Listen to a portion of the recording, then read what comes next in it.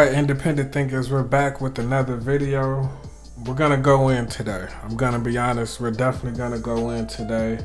Today I have probably one of my favorite books of all time. And I'm not gonna name the book, I'm not gonna go too deep into the book. It's over 600 pages.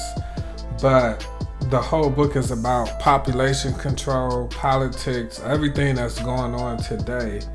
And the book was written over 20 years ago. And it's basically like the blueprint of when things are unfolding, you can basically reference back to this book and everything makes sense. So in the future, maybe I'll do like a class or something online and pay, like what people pay to get the information, because I paid $90 for this book. So I feel like the game in this book is just too good for me to just give away in the video, but I want to give away just a teeny bit of it. We're going to talk about, as you can see in the title, the Roe vs. Wade situation. Now, this isn't going to get into much like the spirituality or the morality of Roe vs. Wade. As an independent thinker, personally, myself, I am against abortion. I understand most cases. There's very few cases, of like rape and different things like that where someone becomes pregnant, but I feel like it's murder. That's just my opinion. I feel like it's a slap in the face to God. I feel like, there's a lot of different reasons, but that's not what the point of the video. What I want to go on about is basically the behind the scenes of Roe vs. Wade, the motivation behind Roe vs. Wade, what the motivation behind Roe vs. Wade, like what is the driving force of it? What is the Trojan horse? Like, is it really about abortion or is it about something else? So when I'm reading this, I want you to think population control, and that this book was written over 20 years ago. So stay with me. I know everyone likes the fast, instant gratification videos. Took me months to read this 600-page book. So if you really want information, you're gonna have to have a little bit of patience. Everything isn't gonna be boom, boom, boom, boom, boom. You gotta put in the work. I'm from the old school where we went to the library to read. There wasn't any Google. So, all right. So it says, reading the oftentimes discouraged reports of the population controllers, one comes quickly to the conclusion that there are essentially two different sorts of communities in this world when it comes to birth control.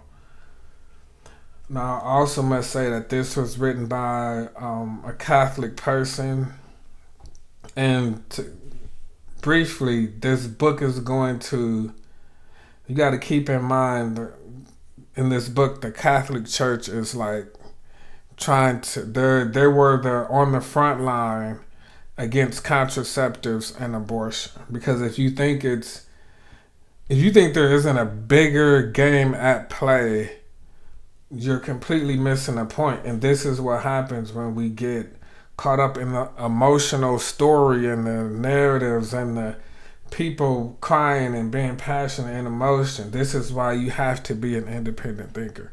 Today, and it's not, I'm not being cliche or trendy, but being an independent thinker is probably the most important thing you can attribute, because with data and everything like that, like you can be manipulated so easily. So until you find that complete peace and stability to be able to look objectively, you're gonna be manipulated. So that was a little off track. So I'm gonna start back from the top.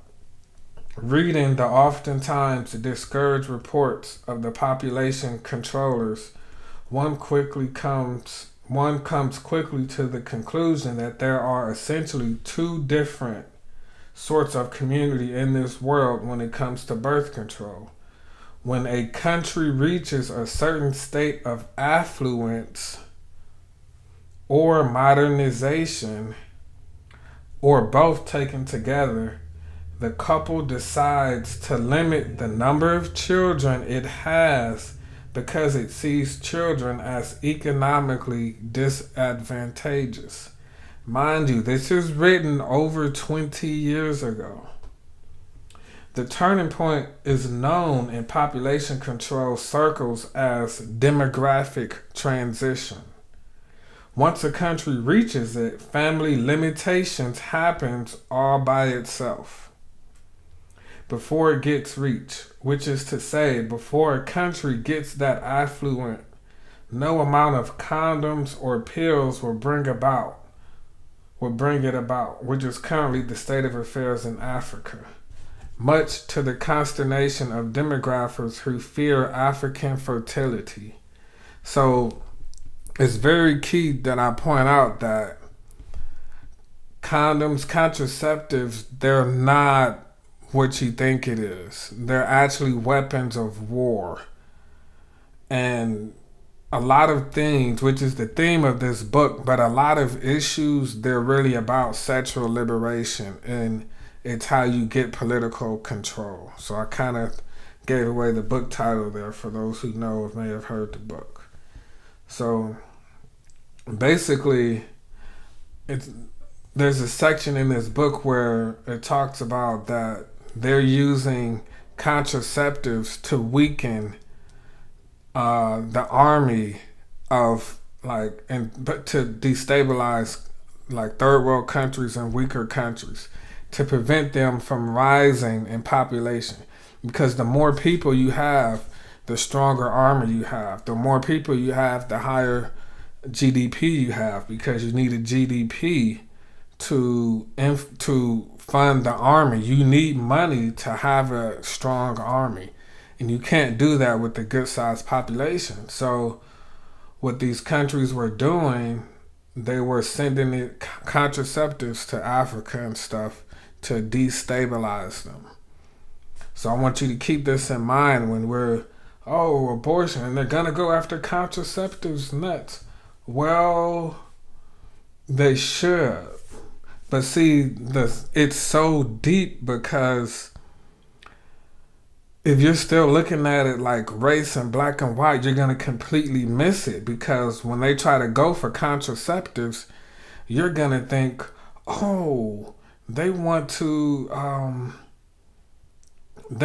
help the white race, and which is nothing wrong with that. There's self-preservation is the first law of nature. However, if you want to, what they're doing is they're for population. So anybody can populate. And Planned Parenthoods, as we know, are predominantly in the inner city. And white people have been telling us for years about Planned Parenthood, but we try to think, they were racist and this and that. And, we can't filter everything through, is it racist or is it not? And this is why it's important to be an independent thinker. Because, when they try to stop something with contraceptives, don't think, it's the white race and white lives matter and there's a victory for white life and this and that. You're going to completely miss the point.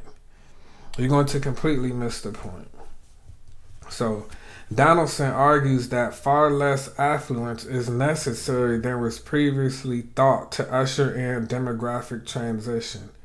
Following the Supreme Court Roe v. Wade decision in 1973, there was a certain amount of disingenuous in playing abortion off against contraception, as there was in the Reagan-Bush administrations, which got to portray as a right-to-life victory ever-increasing budgets to limit the fertility of the third world. Right-to-life victory, increasing budgets to limit the fertility of the third world. With victories like this, the poor needed no defeats. Because originally, this is how you destabilize a country, like the art of war, with fighting without fighting. The poor needed no defeats.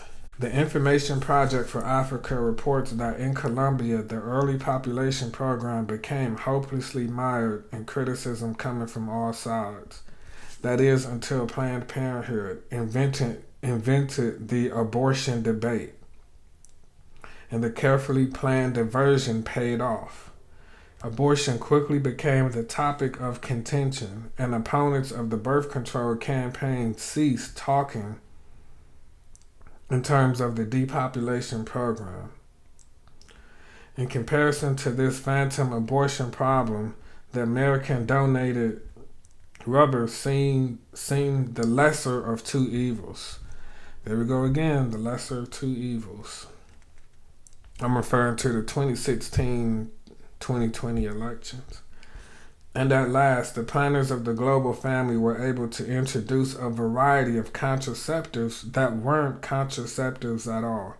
Such abortifacient drugs and devices as the IUD, certain oral contraceptives, hormonal implants, and injectables. So useful was this distraction that by the early 1980s, Planned Parenthood spokesperson was able to proclaim a major victory, saying that religious leaders in Colombia had prudently dropped their opposition to everything but abortion.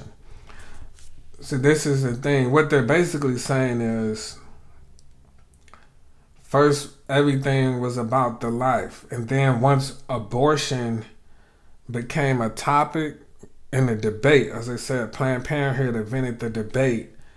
Then it became, well, we don't like abortion. We can't fight abortion and contraceptives because it's too hard to fight both those battles.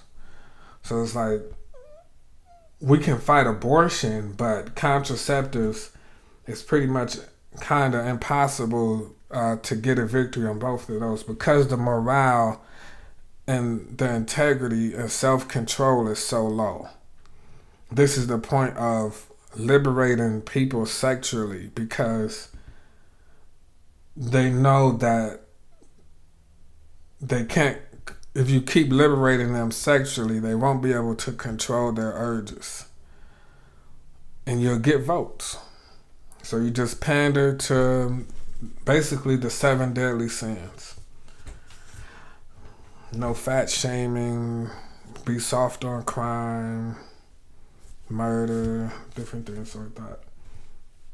All of this points out the futility of using the devil to drive out Beelzebub. All of this points out the futility of using the devil to drive out Beelzebub.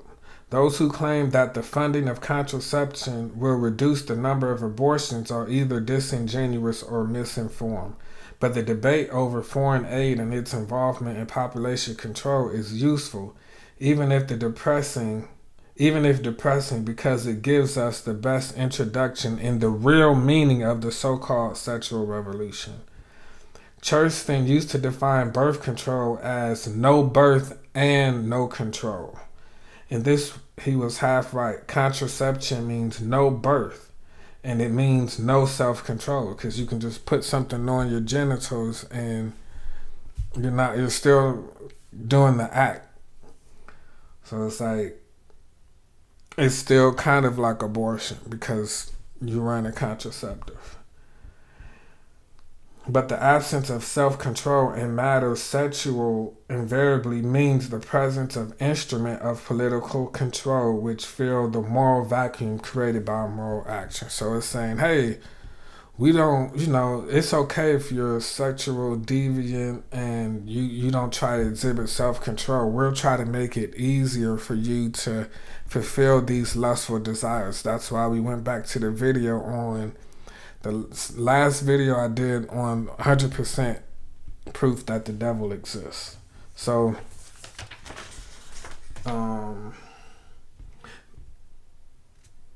this leads to the first hermeneutical rule in understanding the true meaning of population control.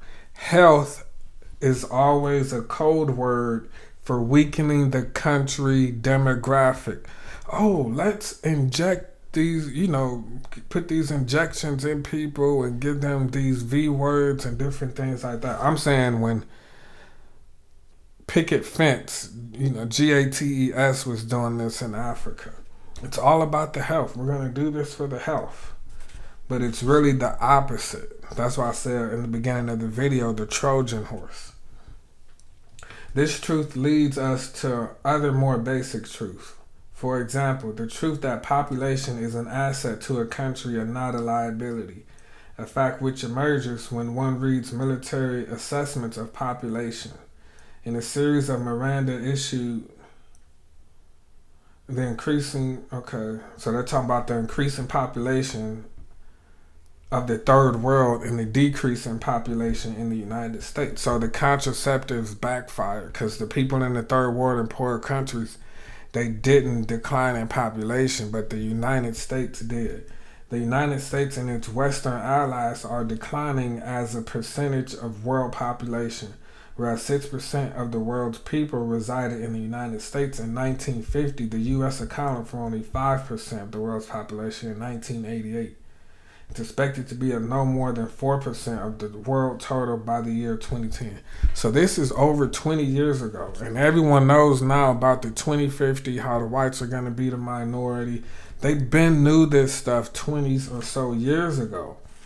And Europe is also declining in population. So this is well planned out. Declining fertility rates will make it increasingly difficult for the United States and its NATO allies to maintain military forces at its current levels. Decline in fertility and birth rate, in other words, means a decline in national power and military might. This is true for the United States military. It is true for other countries as well. So U.S.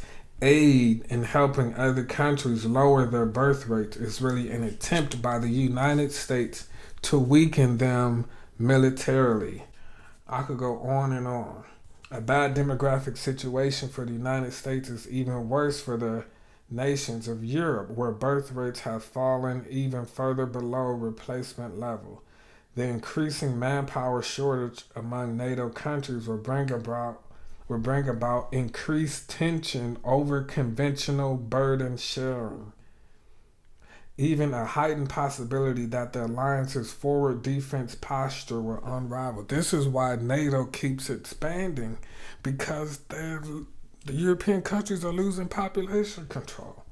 So what do you think Putin is going to do? That's why I said the playbook. You can see whatever's going on the grand political scale is going to be in this book.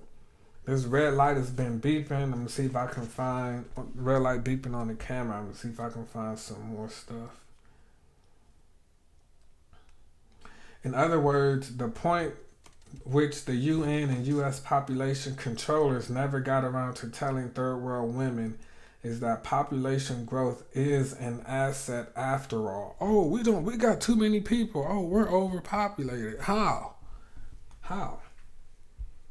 Population growth is an asset after all and not a liability, as the population controllers portray it. And the increase in population in Africa and decrease in the United States has the U.S. military worried.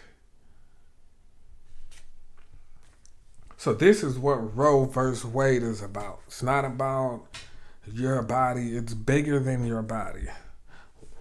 I don't have to get spiritual. I gave you my spiritual and religious or whatever, opinion on it. But it's bigger than how you feel. There's a whole agenda, and they want to get in touch with they want to play with your emotions, and they want to personalize it.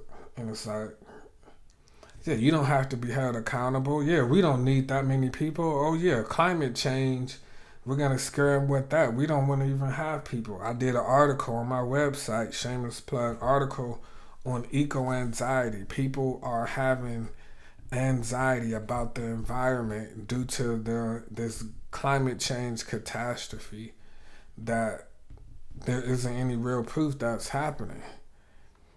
And it's like the media can instill fear, clearly, because this is what's happening.